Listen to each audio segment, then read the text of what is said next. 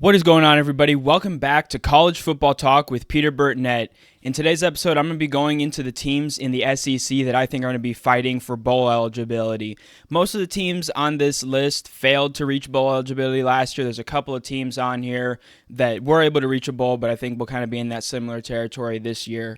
Time to get into the SEC conference. Just wrapped up my series on the Big Ten. I think this series will be a 3-part rather than a 4-part like the Big Ten, going over the teams fighting for bowl eligibility, then kind of the dark horses, and then the main contenders. But before I get into the teams fighting for bowl eligibility, if you go on to enjoy this video, please feel free to leave a like, consider subscribing to the channel, and turn on those post notifications so you're always up to date whenever I upload. But we're going to be starting things out with the team that has many years, more often than not, been at the bottom of this conference, and that's Vanderbilt. They took a major step back last year. They had gone 5-7 in 2022, and then had a horrible collapse last year. They won their first 2 games, I think, like Alabama A&M and Hawaii or something like that, or that might be their games this year.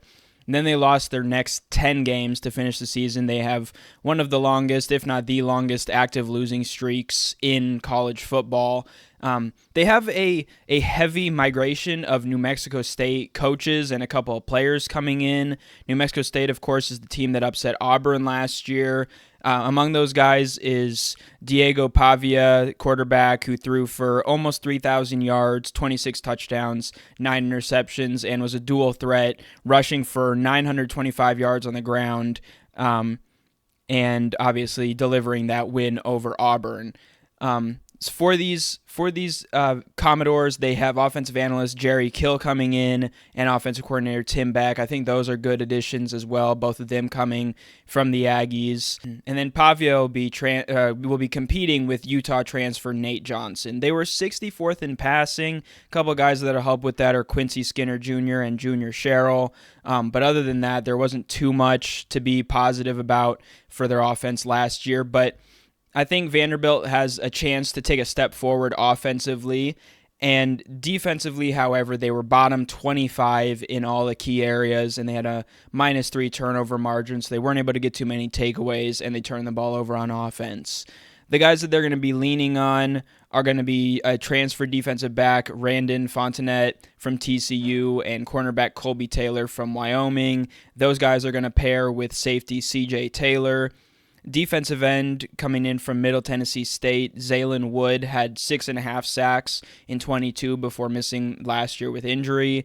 Linebacker Langston Patterson also leads a defense that is going to be coached by the head coach for the Commodores, Clark Lee. In their schedule, I really think the only winnable game in SEC play, at least, that they have is going to be home against South Carolina November 9th. All the other games are either on the road against maybe teams that they pair up better against, or at home against, obviously, a very, very competitive SEC conference that's only going to be better this year. To answer the question, I'm going to be answering for each of these teams. Do I think Vanderbilt reaches bowl eligibility? No. I think they go 3-9, probably 0-8 in conference this year. I think 4-8 with 1 win in conference is about the best Commodore fans can hope for.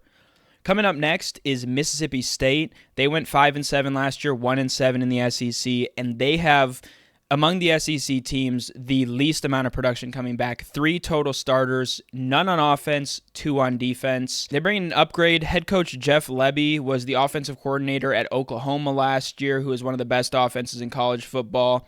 They lose Will Rogers. He transfers to Washington. They bring in Blake Shapen from Baylor. Along with wide receivers Kelly Akari, who was a 1,000-yard receiver at UTEP, and then Kevin Coleman, who had 26 catches at Louisville. They also have kind of a revamped tight end group led by Seydou Traore, and their running back is Kayvon Lee. Defensively, they were top 35 against the pass and top 40 in total defense. They were a little bit more middle or lower in scoring defense and rush defense, but overall they did a good job of that, defending against the pass and overall. Defensive end, DeMonte Russell, along with his brother linebacker Dontari Russell, and safety Corey Ellington. DeMonte Russell and Ellington are the lone returning starters. Dontari Russell also has some valuable experience. They bring in Brandon Jennings from the JUCO route, and then defensive tackle Suleiman Kopka from Purdue. They have a really tough schedule. They're at Texas, then a bye week, then at Georgia. That's a really tough 3-game slate. And then they close the season at Tennessee, home against Missouri, and at Ole Miss. To answer the question, I do not think the Bulldogs will achieve bowl eligibility, but those last 3 games of the season that I just mentioned, at Tennessee, home against Missouri, at Ole Miss, if they could steal one of those games, I think they will, because I project that they finish 5-7, 1-7 in conference for the second straight season. Coming up next is Arkansas. The Razorbacks were 4-8 last year, 1-7 in SEC play. They returned 9 starters, 4 offense, 5 defense. Sam Pittman is kind of firmly on the hot seat for the Razorbacks. They're losing quarterback KJ Jefferson to UCF. They're gaining Taylon Green, who threw 44 touchdowns in 28 games at Boise State and is kind of a dual-threat quarterback. I think he'll also have a good opportunity for further growth with offensive coordinator Bobby Petrino returning to Fayetteville. And then they also bring in a good transfer from Utah, running back Jaquindon Jackson. He'll be joining Rashad Dubion in the backfield, and then their receiving options are wide receiver Andrew Armstrong and tight end Luke Haas. Defensively, like Mississippi State, they did really well against the pass. They were 32nd, and they were 46 total. They have 3 returning starters on the defensive line, Landon Jackson, a defensive end, and then tackles Campbell and Eric Gregory. Then in the back half of the defense, cornerback Jalen Braxton is expected to develop as kind of their emerging star, and then safeties Jaden Johnson and Hudson Clark. Their schedule is tough. They also have a very tough out-of-conference game, non-conference game at Oklahoma State. They host the one big thing for Arkansas this year that could be big is they host most of their big opponents.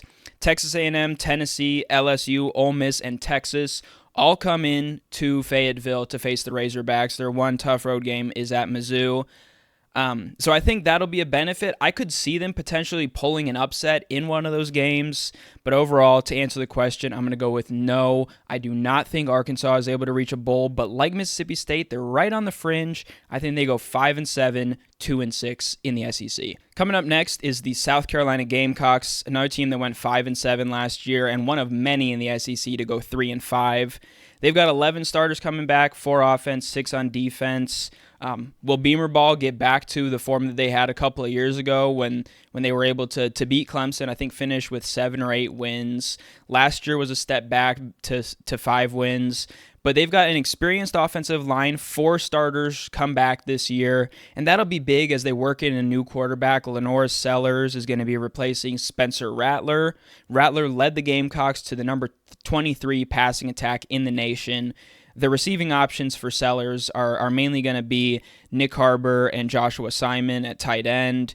But even those guys, none of the guys on the team had more than 12 receptions, so it's going to be a lot of fresh blood at wide receiver. And I think they'll probably lean on the ground game a little bit more early before developing that passing attack more and getting Sellers and his receivers more comfortable. But that'll be something to watch, especially in the early part of the season. Helping with that will be a transfer from Arkansas, Raheem Sanders, who was really kind of a steal. He missed the 2023 season, or at least most of it, with an injury, but he was a first-team All-SEC back for the Razorbacks in 2022. And he'll be big because the Gamecocks ranked 126th in rushing yards per game nationally last year. So Sanders will be huge for potentially improving that. Their defense was very middle of the road, a little bit lower in some areas. They were between 63rd and 99th in those key statistical areas. They had a +4 turnover margin. Their defense really settled in big time in the last 3 games, and that could be a positive with 6 starters coming back this year. They went from 33 points per game allowed to just 12 points per game allowed in the final 3 games last year. They did have a little bit of an easier back half, but they still had Clemson, which shows that they did have some obvious signs of improvement.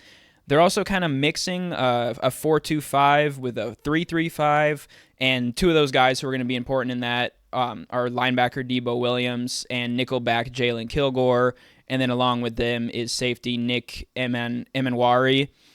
Their top newcomer is a freshman defensive end, Dylan Stewart, who really impressed in the spring and is expected to be a key contributor for the Gamecocks. Their schedule is a little bit more road loaded. Unlike Arkansas, they go to Kentucky on the road. They host LSU and Ole Miss, and then in back-to-back weeks, they go to Alabama and Oklahoma. They also host Texas A&M, which is a game that could be for bowl eligibility, and then they go on the road to Clemson, which obviously, if they're stuck at 5 wins, would also be playing for a bowl game. My prediction for them is just falling short. I could see them, if there are slots left to be filled, being a team that gets in with 5 wins, but I have them going 5-7, 2-6 again in conference. Coming up next is the Florida Gators, and this is where we start getting into the area where I think these teams will improve a bit. Will the Gators improve enough, though, against such a tough schedule to get to bowl eligibility? I talked about this in a previous video, I think they have the toughest schedule in college football. Home against Miami and Texas A&M early in the season, then at Tennessee, and then this backstretch is a murderer's row. The neutral site game against Georgia, at Texas, home against LSU and Ole Miss, and at Florida State.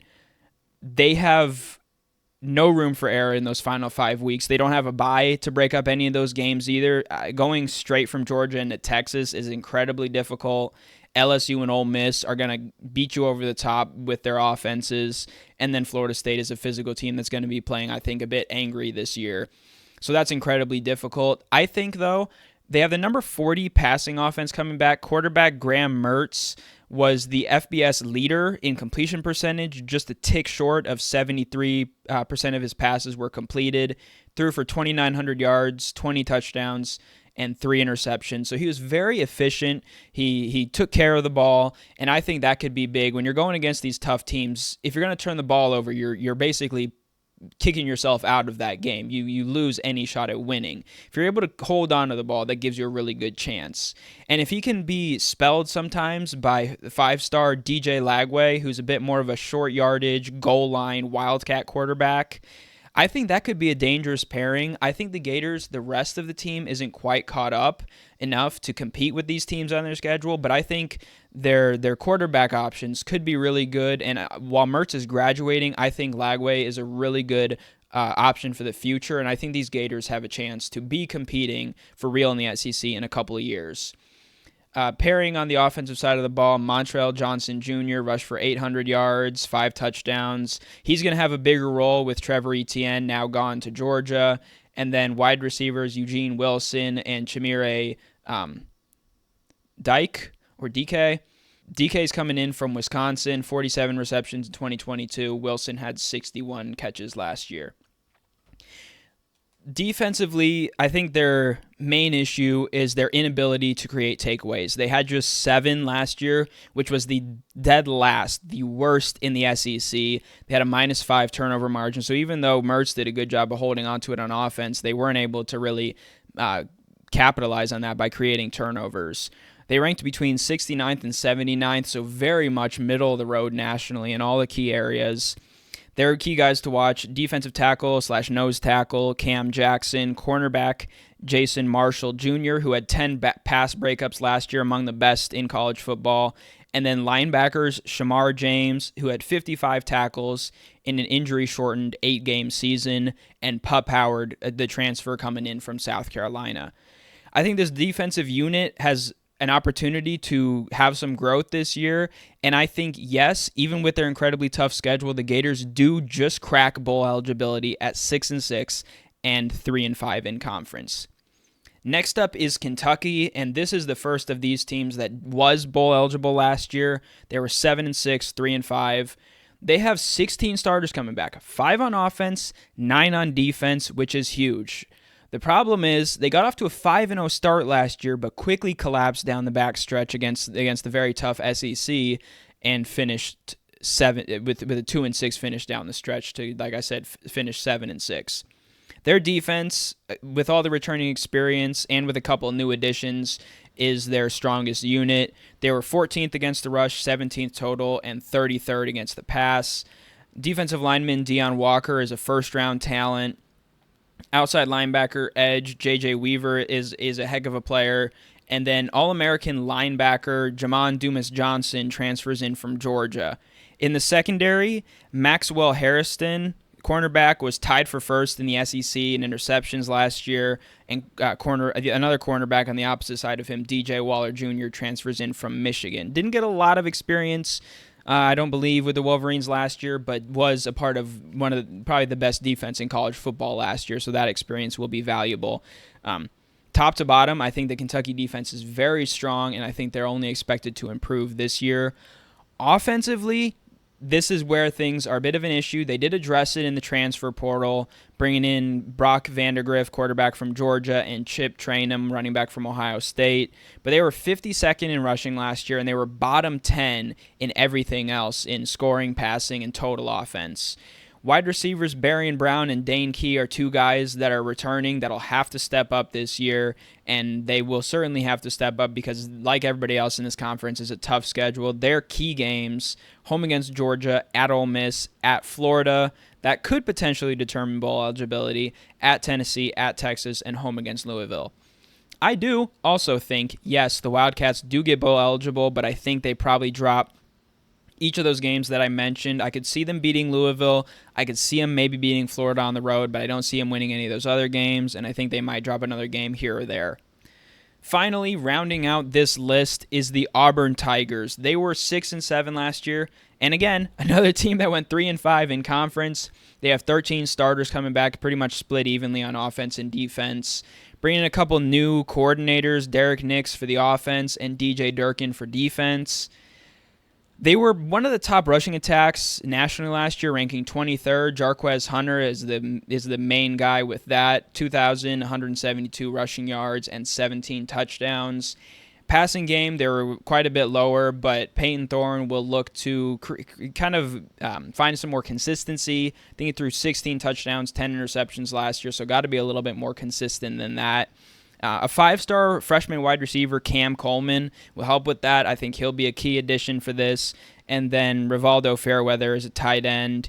And I think also an under-the-radar big addition, like not just for Auburn, but kind of maybe in the conference, is Keandre Lambert-Smith coming in from Penn State. I think pairing him with the true freshman coming in, Cam Coleman, both of those guys will be big. And as long as Peyton Thorne can be more efficient with the ball and make passes when he needs to, I think Auburn can take some big strides offensively.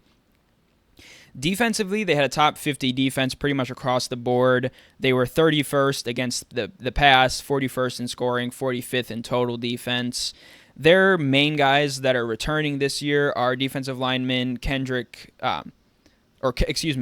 Falk, linebacker Eugene Asante, who is the team leader in tackles, and then cornerback Keontae Scott. They also have a very strong linebacker unit kind of led by Asante. And then a couple of additions as well. Jaron Thompson in the secondary coming in from Texas, along with 4 guys coming in to bolster the defensive line: Trill Carter, Gage Keys, Philip Bleedy, and Isaiah Rakes. They have the potential, I think, to at the very least get off to a 4-0 start. I'll pop up their schedule here. Arkansas, I think, because it's at home, is a winnable game. Then they have Oklahoma. I think Oklahoma is beatable. They're not Georgia or Texas this year, or even Ole Miss. I'll get into those teams in a couple of videos, one of my next videos. But I think if they can get off to a 5-0 start, then they have a tough slate. After that home game against Oklahoma, they're at Georgia, bye week, at Missouri, at Kentucky. I think those games are huge. And then they finish with they have 3 straight home games after that, including one against Texas A&M, and I think it's also ULM and Vanderbilt. As long as they don't have a complete just failure like they did last year against New Mexico State, they got a good chance to win each of those 3 games before the Iron Bowl at Alabama. Looking at their schedule, it's like if you've played college football 25, it's like how they schedule once you get to that second season. I've played a few different Road to Glories and a couple of seasons in Dynasty, and it seems like year after year, once you get in that second or third year, you're getting stuck with 4 straight road games and maybe like 3 straight home games or 4 straight home games. And that's kind of how Auburn's schedule is. They open with 5 at home at Jordan-Hare Stadium, and then they go on the road for 3, 3 more at home, and then 1 on the road. So very much, at least they get a long period at home, but that stretch where they have to go on the road for 3 is going to be tough. They do benefit from having a bye. They also, kind of rounding out the team, they have one of the best kickers probably in college football. Alex McPherson has made 19 straight field goal attempts. I think this Auburn team is not only a definite yes for bowl eligibility, I think they have a really good chance to take some strides forward and finish maybe even in the lower upper half, if that makes sense. Kind of right in the middle, but in that upper half of the conference, finishing 8-4 and 4-4. I would kind of put them in my dark horses. That's going to be my next video. I'm going to focus on some of those other teams that I think are right on that fringe territory of being certainly college football playoff contenders and potentially outside looking in SEC championship contenders. But let me know your thoughts in the comments below on which teams out of these ones that I talked about will reach bowl eligibility and which ones you think will either fall short, or on the flip side, which teams will take the biggest strides. But that's all for this episode of College Football Talk. I'm your host, Peter Burtnett, signing out. Peace.